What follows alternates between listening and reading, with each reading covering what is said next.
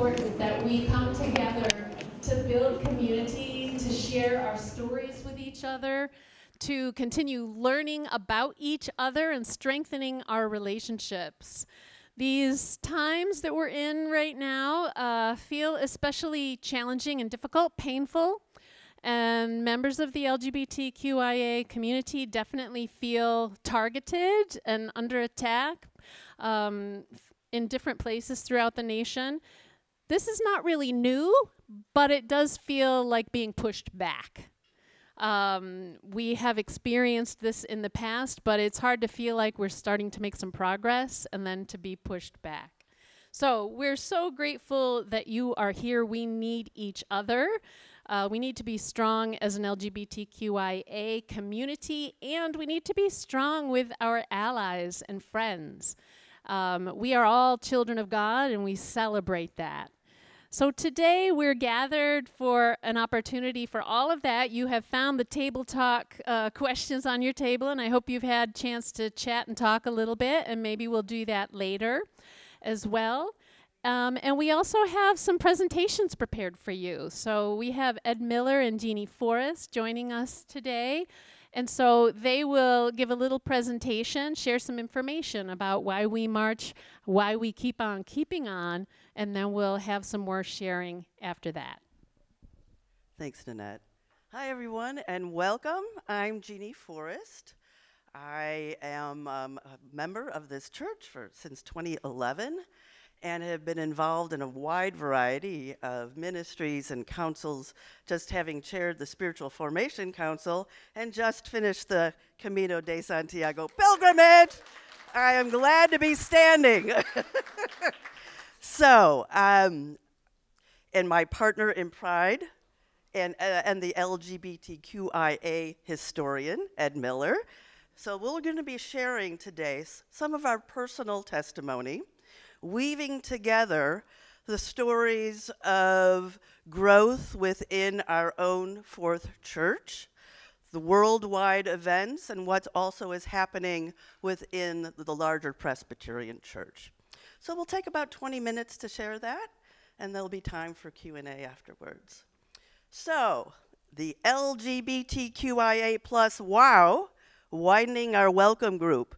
We are going for the biggest prize because it's the longest name out of all the groups at church. So we hope that helps you remember us.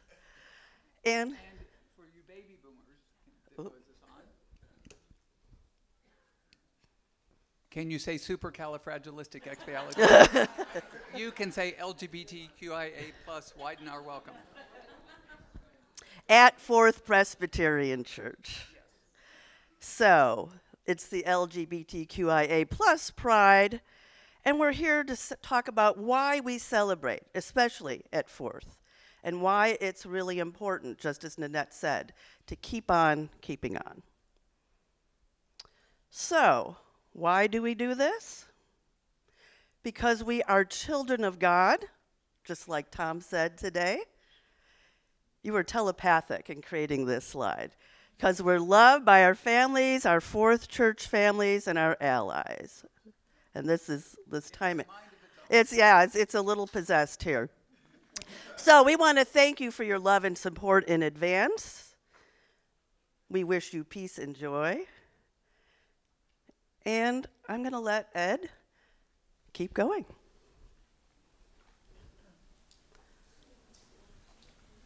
So, this is the 55th anniversary. 5 years ago was the 50th of the Stonewall in resistance. Do you all know what that is? How many were alive then?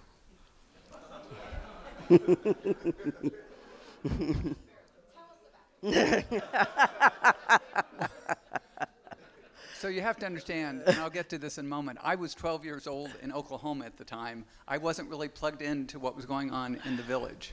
But even in New York City in 1969, and the 60s were, what, free love? There were very few places where gays could openly gather. There was a back room that you could gather in at Stonewall. The Stonewall Inn, which was the most popular gay bar in Manhattan, because it was the only one that allowed gay men to dance with each other. So the police raided the bar that night. And this slide doesn't say is they went after not the nice, clean-cut guys who I saw in New York myself a few years later. They went after the trans and the people of color. But instead of complying this time, those patrons and the bar workers decided to react by refusing to cooperate this time. The police responded by arresting many of the recalcitrant, but before the police loaded them into patrol wagons, people began to gather. This was not a one-night event. It went on for multiple nights. It became known as the Stonewall Inn Resistance. What started as a routine raid quickly escalated as the crowd in the street resisted the police's beatings. As Michael Fadden recalled, we all had a collective feeling like we'd had enough of this. It was the last straw. It was time to reclaim something that had always been taken from us.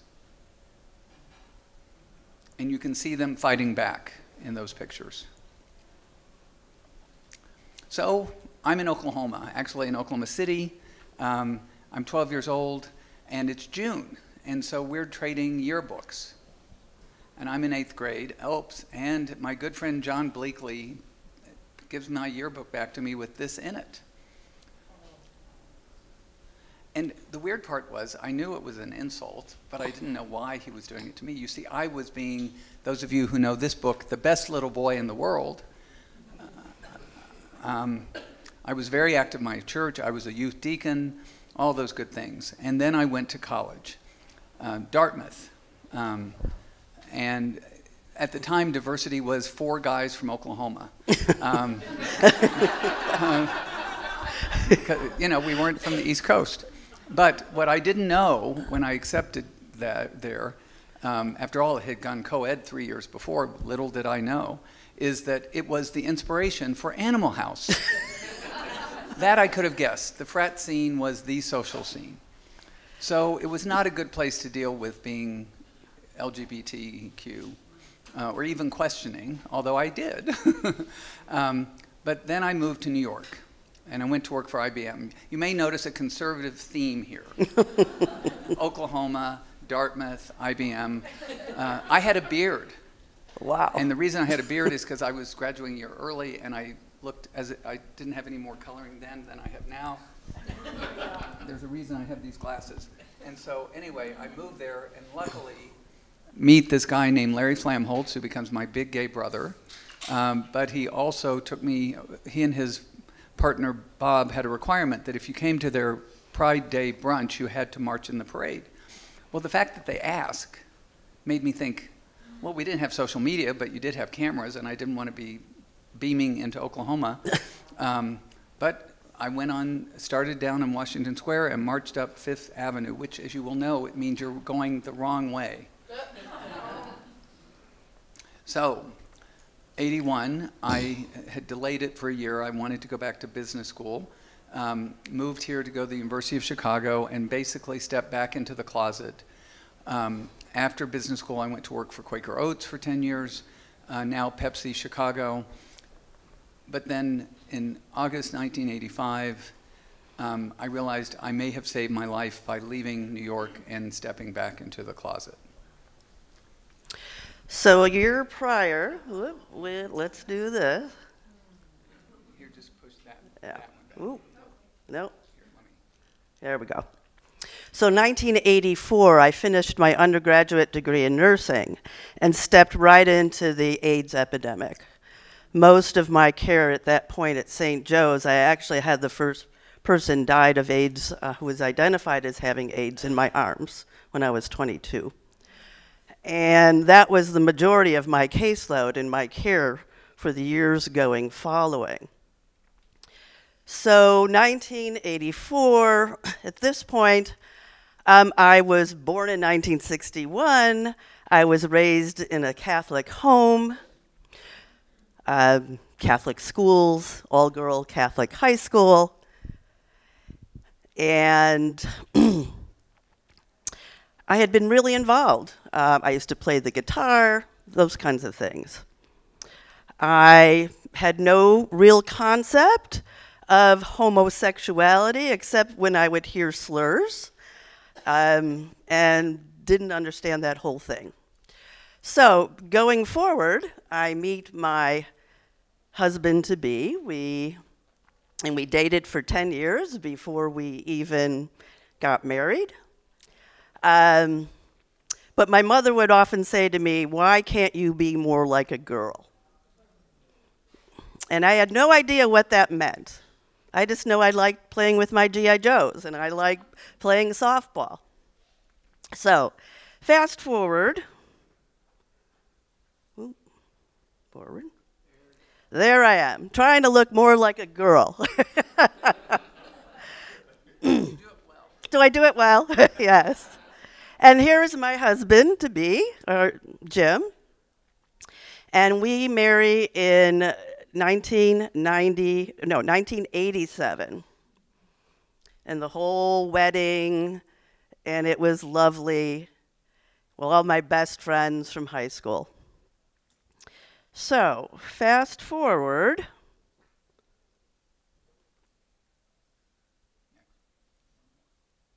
Ooh, ooh. Okay, thank you. It's not my computer. Okay. So we get married, and there she is. So I have Katie, our daughter, in 1994. And my only daughter.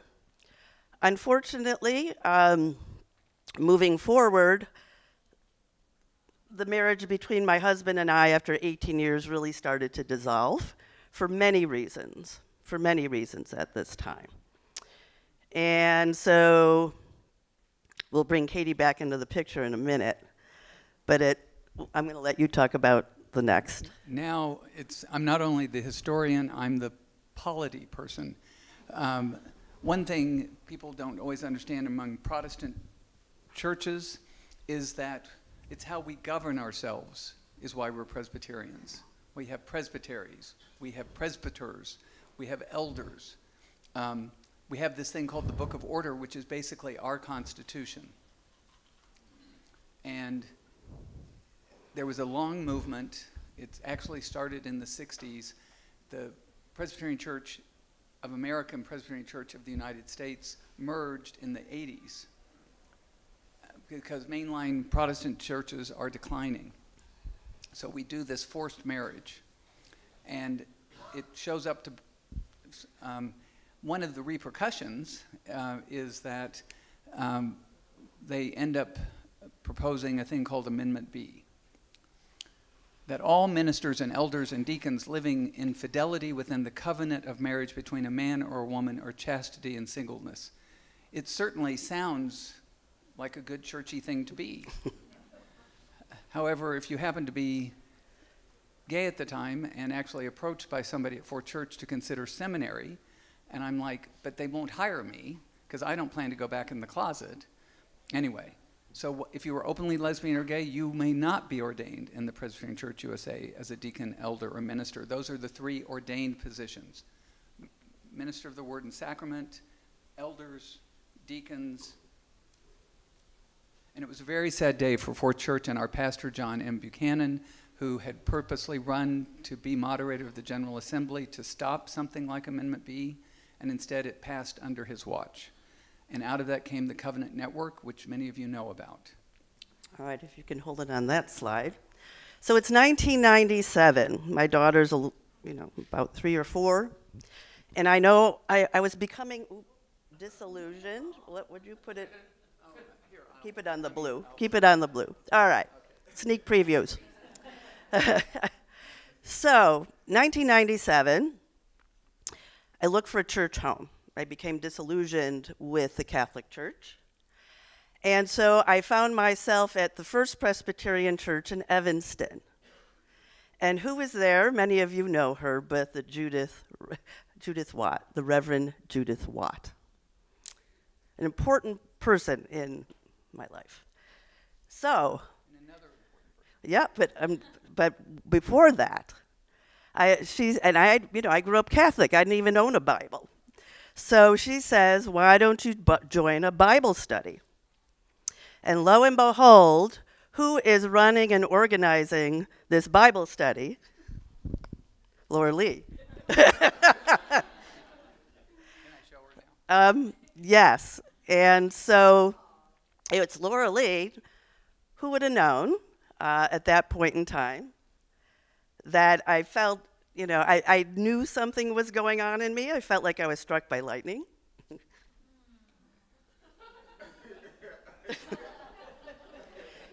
But we were both married to men at that point in time. So that just didn't seem like it was going to work out. I won't give all the juicy details, but we'll just go on. So as we move on, I get more involved in the church. I become the deacon moderator, Stephen ministry. So my faith is really flourishing through the Presbyterian. No.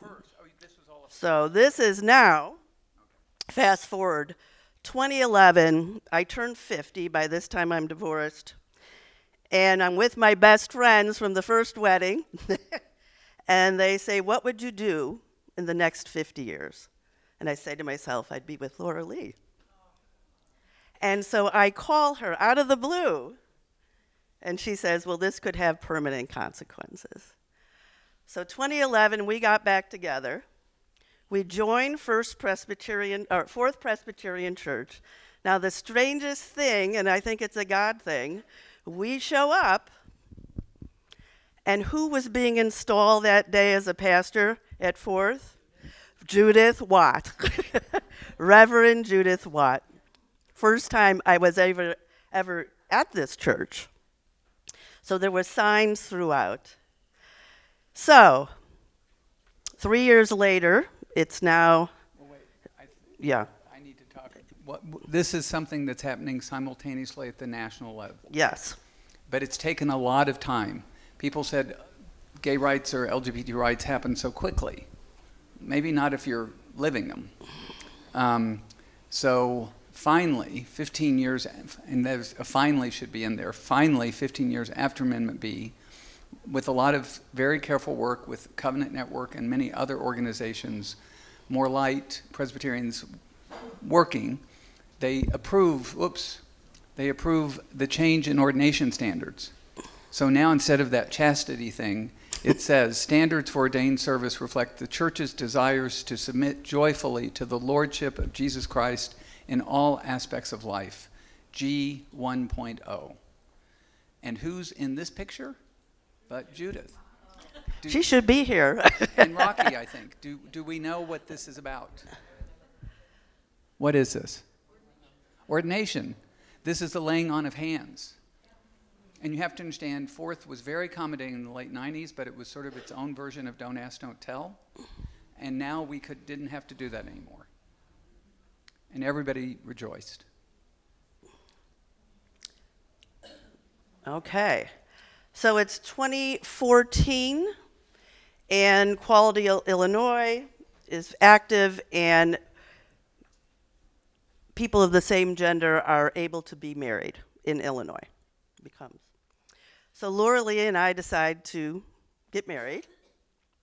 However, it wasn't all official here in the Presbyterian Church yet. So we had a federal judge marry us on June 13th. And on the 14th, we had a blessing here at Fourth Presbyterian Church. It wasn't the official wedding. We were already official in the courts. But we then had this beautiful ceremony officiated by Reverend Judith Watt. And there we are. And so, and then, the little caveat is I forgot to say my daughter came out to me while she was in high school. So here's our current nuclear little family, although she has a home of her own, and she's 30 now. But I just wanted to, share the joy. Talking about sharing, this year on Facebook we discovered we share an anniversary.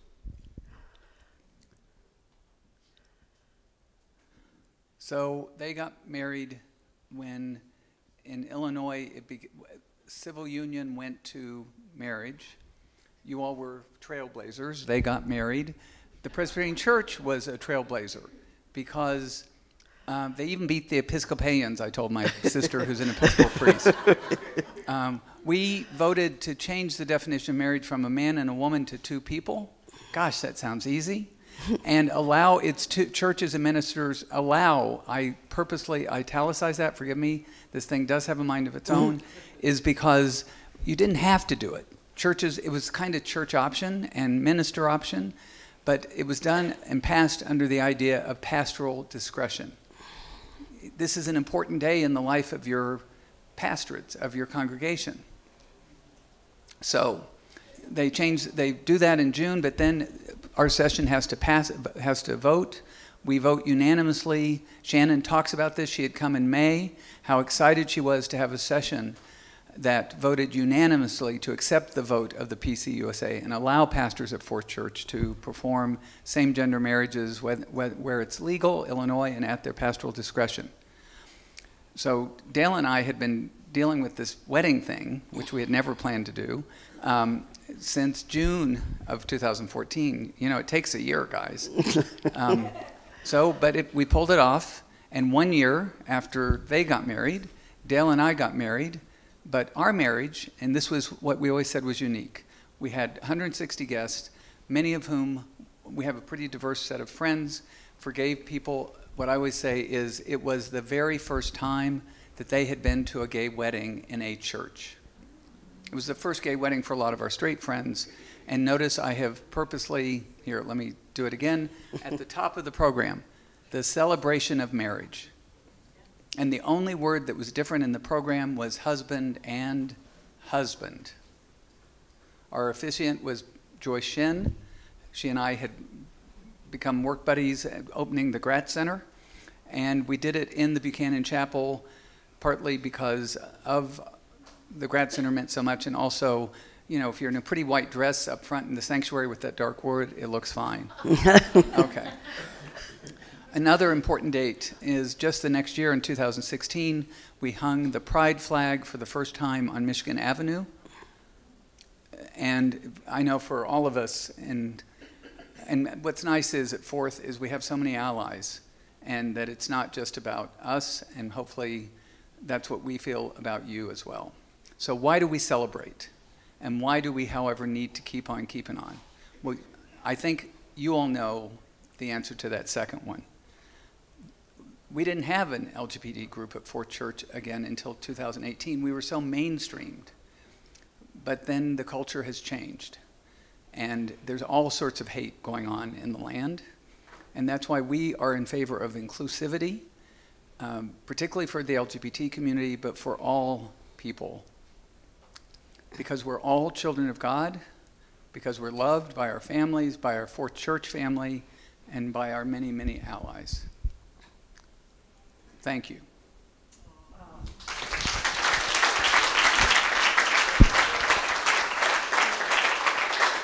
I do want to put some specific names to the thank you. You know, first of all, many of you are here because Ed said we need help. This is a busy time in the life of our group. Spain walkers, Kat and Luke, who are hosting next week, and we'll talk about that in a little bit, are in Seattle helping a friend or something. Luke never seems to stay in Chicago except during audit season. Also, though, we have with us members of the LGBT group, Cash Morgan, Reb Banker, who was here early, as always, to help set up. Thanks, Ed.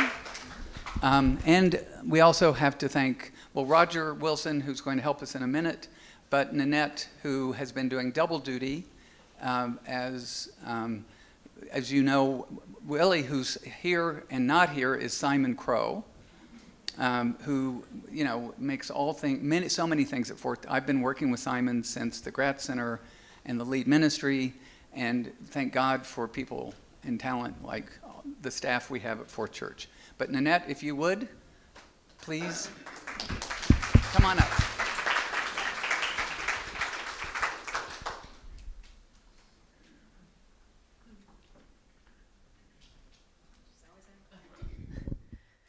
So we wanted to open it up. If you have questions or comments for our speakers, Ed and Jeannie, or if you want to share a story or a thought or something that came up in your table discussions about how faith has affected your feelings of pride, self-respect, or belonging, or people who have been particularly significant in your life to help you on your spiritual journey. We welcome other voices to come into the space. And Rod, when we have Brianna to start us off. So this is a what would you do type of question. So I went home to Baltimore at the United Methodist Church that I grew up in.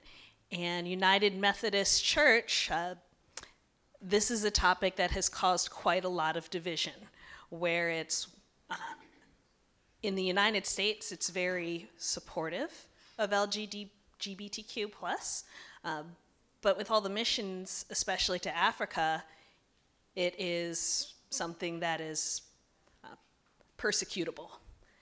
And that's caused a lot of division. So it was a big deal when, for United Methodist, they did that allow type of language.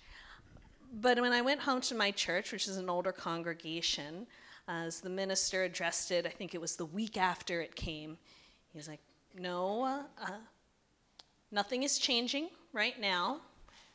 We are still figuring out what this means, but I learned from my parents that he had said more in privately, this is not something that I believe in. We will not be hosting these type of weddings at this church. I didn't know how to comfortably or confidently have a dialogue with my parents and some of the elders who have known me since I've grown up. How would you approach that conversation? Well, first of all, what you are experiencing right now in the Methodist Church happened in the Presbyterian Church. We have lost a number of churches. And it happened after 2011 when we did ordination. And that's why the vote was even more positive in 2014, but I remember an email exchange with Shannon at the time. You know, when 40% are voting no, yeah, the majority won, but some people lost. And so, number one, I actually would sort of ask questions first. You know, you haven't been at this church for a while. You're kind of surprised by this stance. Does that reflect their beliefs? You know, find out what your audience, this I've learned from teaching, start with your audience and then dive in. But that would be one thing I would do, is to go listen and learn and try to figure out what's going on for them. Someone else. We have somebody in the back. Hi, Ruby.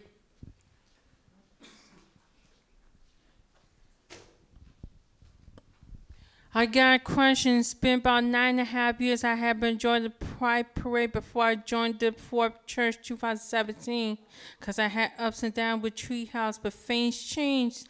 This year's going to be small. I really love to do this again next year, but unfortunately I think I did it enough. My favorite memory, 2019, before the pandemic, I will never forget. We loved Sean. I wish I could do it again. We had to carry on for the legacy. Stay safe.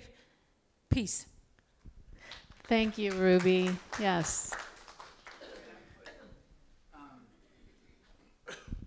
The Pride Parade is not the only public event that's being pulled in.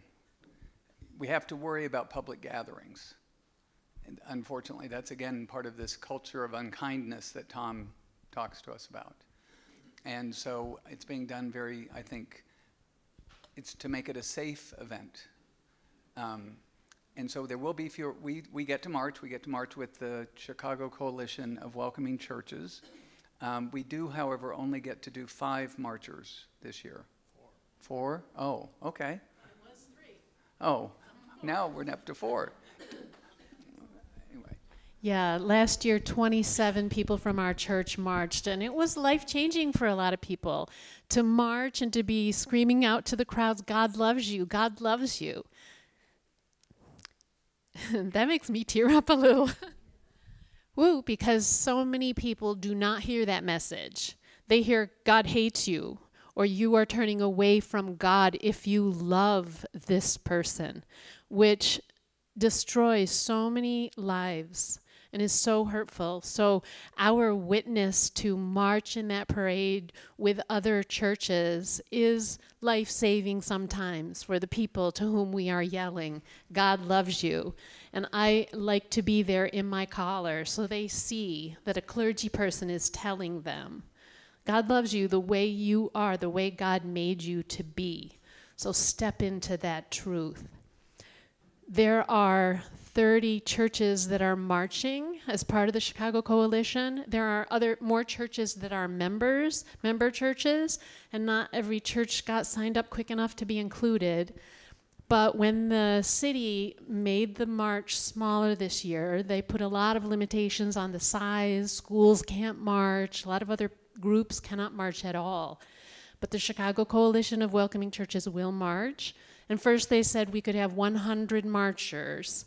But the coalition advocated, and now we have 150 marchers, 30 churches or so. Anyway, it works out that 4 people per church will march. So we will be there taking turns carrying the sign. We have 4 people signed up to march, but I would love a waiting list if anybody's willing to be a backup marcher in case someone... And to help us with that, on the table there's a sign-in sheet. We want you to sign in, obviously, if you haven't gotten on our mailing list before and want to get our newsletters and our announcements. But also, if you put your name on there and say Pride Parade on it, we'll know that you are willing to be a backup. Also, in terms of how next Sunday is going to work, we're going to make it really coffee hour and parade.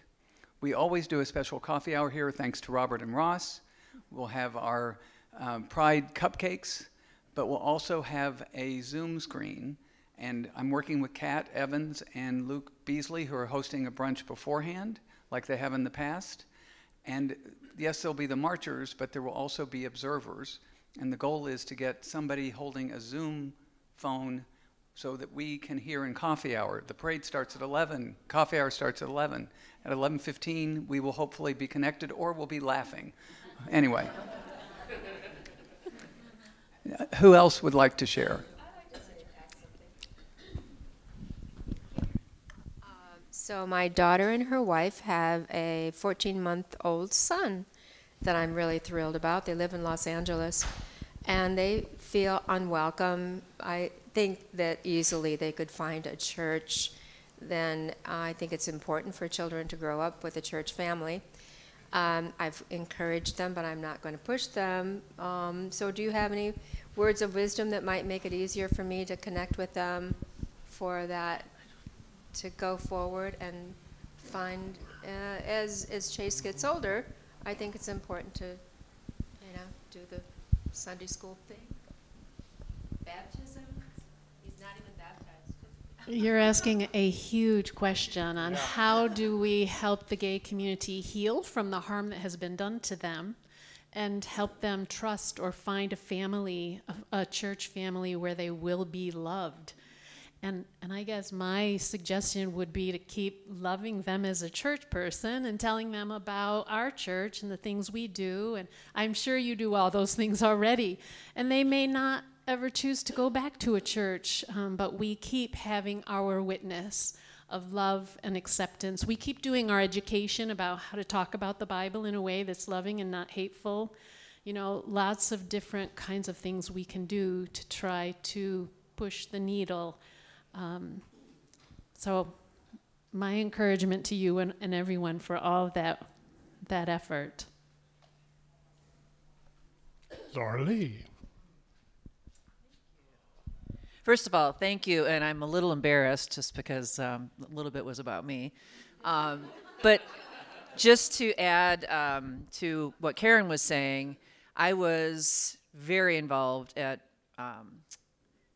First Pres in Evanston for many, many years. I was prison ministry, I taught Bible study, I took 8 years of Bible study fellowship for those familiar with the conservative kind of view, but I was claimed as a Bible expert, so that's how I met my love.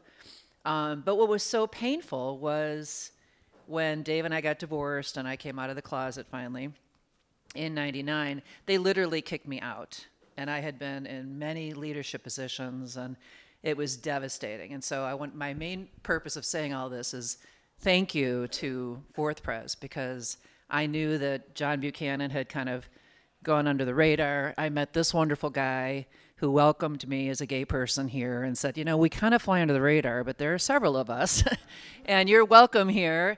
And before that, I want to thank Jeffrey. Where are you? And Gretchen, because you guys welcomed me at Lincoln Park Pres for many years. I couldn't go that often because it was a little bit of a haul, but they were awesome and very welcoming, and that church was beautiful.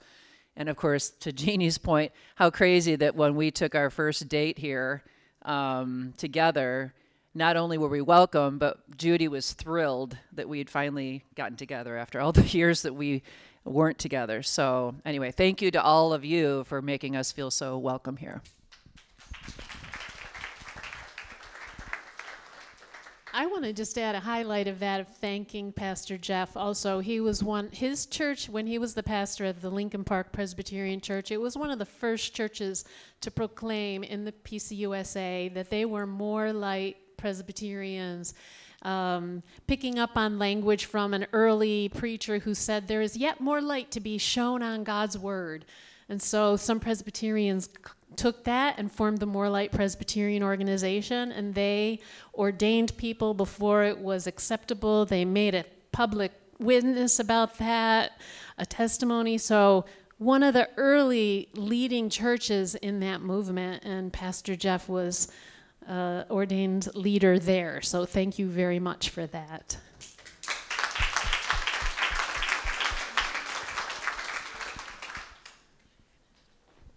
Yes.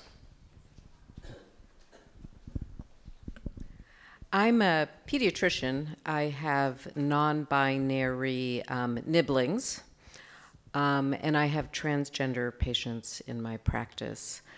I think the identity and social acceptance and many societal issues, including being asked what your gender is in public, is incredibly burdensome. But I don't hear much discussed theologically, and I see some of these kids who grew up in a faith practice leaving that faith practice. How can I support, in my medical practice, I ask people about spirituality because it's a form of wellness, and wellness is as important as treating disease. But how can I offer loving guidance and bring in my own faith and spirituality in a way that doesn't get people, anxious because of the severe language against transgender and non-binary persons by many church bodies? I like to ask easy questions.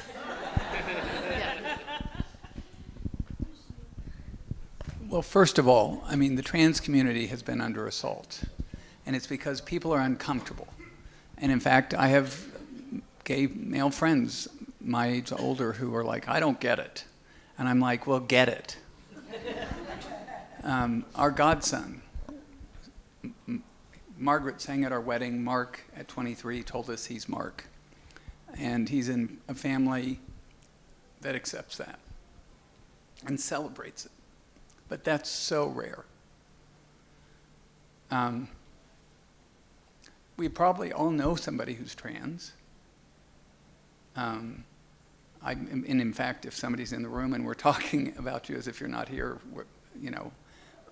we're sorry. But I think we have to very much, so I'll talk about the 90s. The 90s, Amendment B, my mother's cousin who's provost at Rutgers lives in New York says, Ed, why do you stay? Why don't you leave? He sends Dale and me to a more light church. And I said 3 things. One is, if I leave, they win. And the other thing I was really struck by is here were all these people like Dr. Buchanan and John Wilkinson and all these friends at Forth who were fighting. Once Amendment B passed, it was not I mean, they were smart. You know, how do we get this out? And it took 15 years. But they were as devoted to this as if it was their issue. And we didn't use the word allies then, but I hope now we make that same people who are struggling with whatever, and it could be a mental health issue, it could be being a refugee, that we just let them know that, like we've been saying, we welcome them and we love them.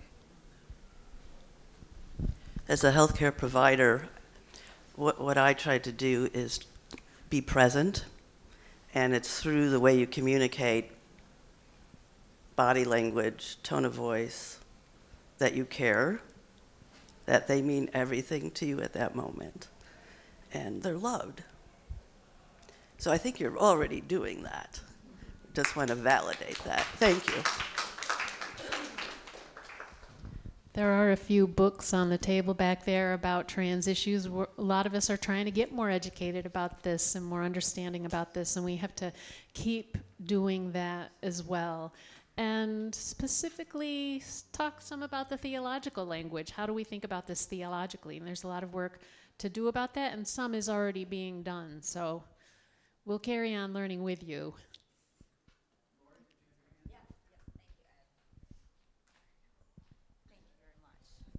Thank you so much. This is just outstanding. The presentation, net for your leadership. You know, I tear up half of the Pride Parade. I'm crying. But we're so grateful.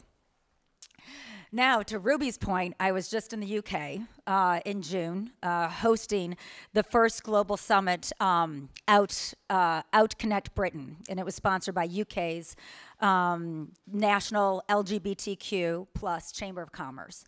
And right before I left, I had people texting me, you know, be safe, because the State Department unfortunately raised the terrorist threat level for Pride activities abroad.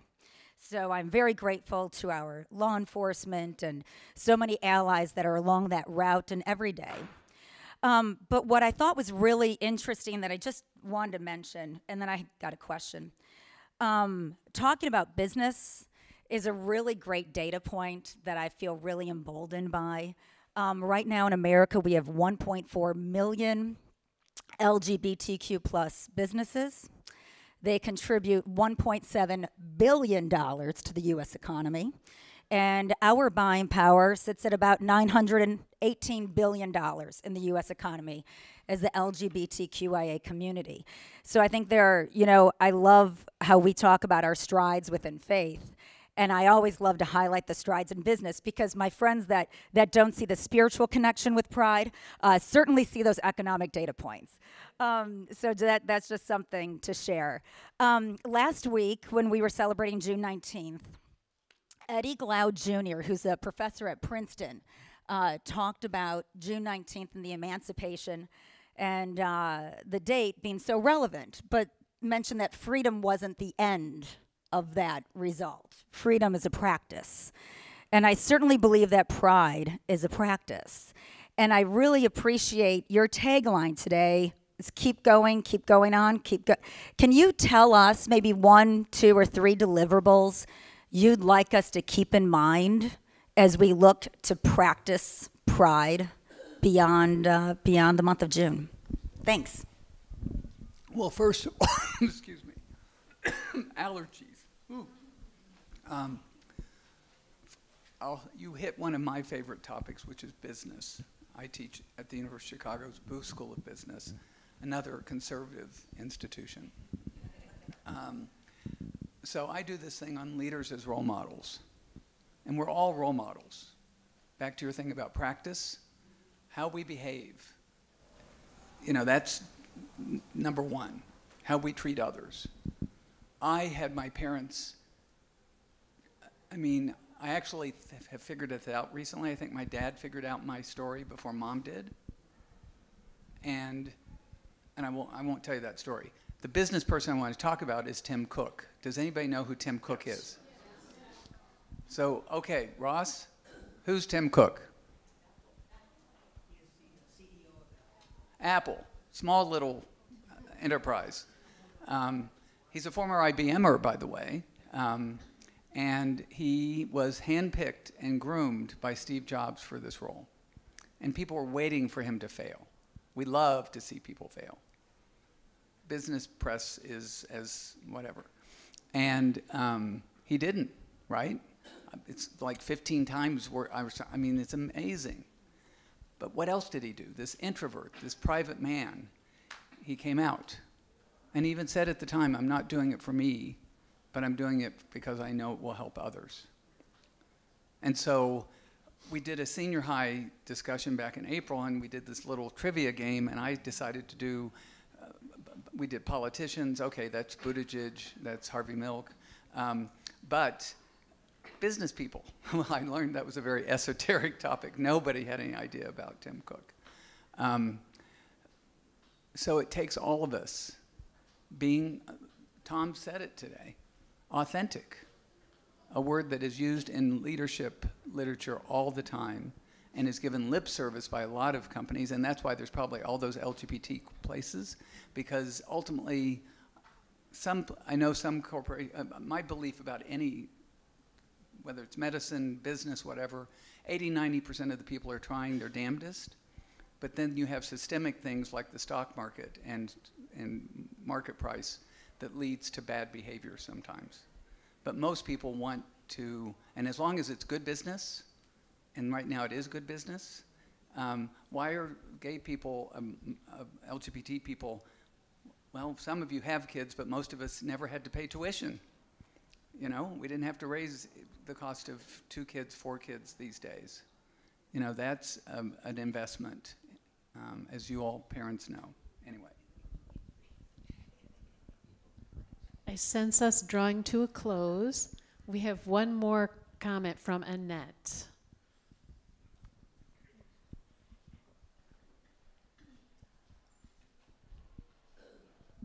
Here's what I think is important. We must be vigilant. If you had ever told me in my lifetime that we would have lost Roe versus Wade, I wouldn't have believed you. And I was a marcher, and I was very active as a feminist in that movement. And that single thing has changed women's lives. And if you don't think so, listen to the clips on TV about going to the hospital when you're aborting and not being able to get service. That is incredible. So one thing I want to say is be vigilant. And then I want to go to the gay issue about marriage. And I want all of you to tell your lay friends this.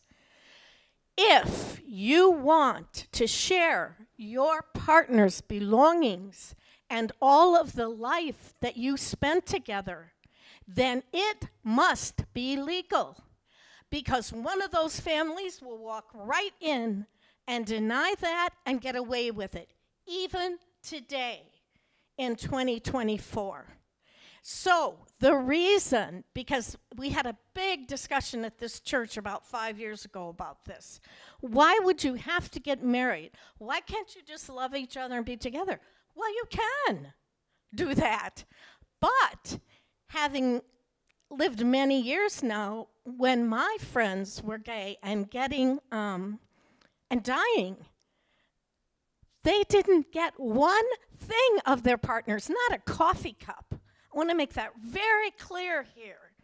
And what they did, the ones that were smart, were they adopted their spouse.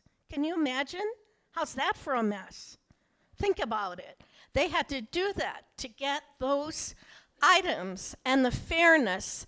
It's not about money. It's about being able to live in old age. It's not about amassing a lot of wealth. And I certainly can tell you that there's certain things that I wanted for my family. Didn't you or don't you? So my word is vigilance. Go vote. So I will build on that. You said it beautifully. And the insult of AIDS had the silver lining, which is a lot of people suddenly, that brother, that cousin, that sister, that aunt, we were outed. In the 80s, we called it personing an issue. So now let's flash forward to Dale and me getting married at Fourth Presbyterian Church. In the early 2000s, when gay marriage is being LGBT marriage is being pushed, I think maybe we're being greedy guys. You know, we have other major issues in this country. Maybe we need to wait our turn. Best little boy in the world. So luckily, some people didn't do that, and we had, but Dale and I actually got married 2 weeks before the Supreme Court ruled. And on that day, I realized this was a day of joy. This was 160 people we had grown up with, we had lived our lives with. We were two old farts, but we had all of our attendants were our godchildren and our nieces and nephews because it was about them. But that's when I became radical. Is this what they're trying to keep from us? Love? Which is abundant? So a couple of years later, we're at a reception for my niece's wedding, and a good friend who's very gay friendly comes up, maybe has been a little overserved, and says, I would think, sort of like you were saying, I would think that you all just, like, why do you want to call him husband? Who would know calling somebody a husband was a radical thing? But suddenly I'm introducing Dale as my husband as opposed to, where did he come from? Which is what my sister did, thank you, anyway. And so, why do you want this? I would think you'd want a special name. Like they all say we want special rights. To your point, I just want to be able to marry this person, call him my husband because that's so clear in the world who that person is, and not have to spend all the money that we spent before that on legal documents to make sure that when I did die, money went the way I wanted it to. And when you were in Florida, you had to have all your medical things with you. And when you were, you know, no, you're right. And it's still keeping on. So I'll take 2 minutes. That ruling that came out that overturned Roe versus Wade, thank you, Supreme Court Justice Samuel Alito. But also let's thank Clarence Thomas, who wrote a concurring opinion in which he said, this is just the start. Now we need to go after all of those that are these privacy rulings. And he listed all the ones you might think except one. 1967, Loving versus Virginia. It made interracial marriage constitutional. Interesting, it's Virginia, given he's married to a Virginia. And of course, he and Alito can't keep, I don't know how people respect them. They can't seem to control their wives.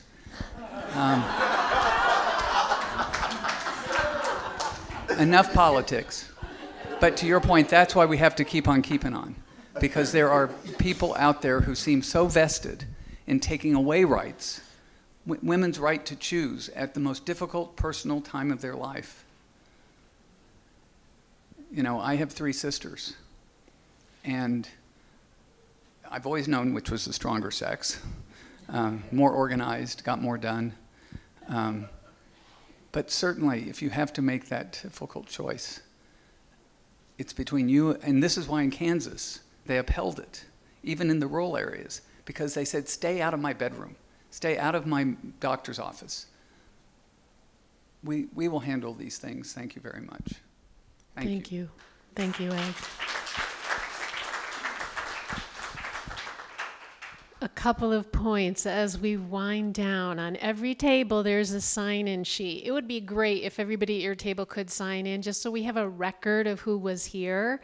If you put your email address, you will get a follow-up email this week giving details about the activities next weekend, which is Pride Weekend. It'll have details about how to go have breakfast with Luke and Kat and walk with a group to find a place to watch the parade together. It will have details about how to go after the parade and have a little social fellowship time at Kent and Liz's house, another activity gathering together. So we're grateful for everybody who's hosting those events and activities. And as Ed said, the coffee hour here will be special food and special ways to connect with the Pride Parade as well. So please sign in. And if you're willing to be a backup marcher, please let me know directly. Email me. I mean, you can write it on the page too. We're going to collect all those, but just make sure I know, because we might need a backup marcher or two. And before you leave, we have T-shirts. These are the Pride Parade T-shirts that we've worn in the past in the parades. So I think we might have enough for everybody if we have your size. We have mediums, larges, and extra larges. They say 4th Church, one family, Chicago Pride Parade. Yay. And a special thank you to Ed, who purchased these T-shirts for us. Yes. Thank Micah Marty and Ann Rayfelt and the whole design team, because they do this sort of thing. And make it all seem easy. But this is so fabulous, right? They also have done a new brand identity, forgive the word, group identity for us that you saw on the sign coming in that celebrates our diversity. So. And Christine Shipke, a member of this church, also was sort of conceptualized did that design. Chris do this? It was Chris. Chris is an advertising type. She's now in a northern suburb and probably going to Evanston or someplace. Anyway. So sign in, get your T-shirt, stay connected, love each other, love yourselves. Thank you.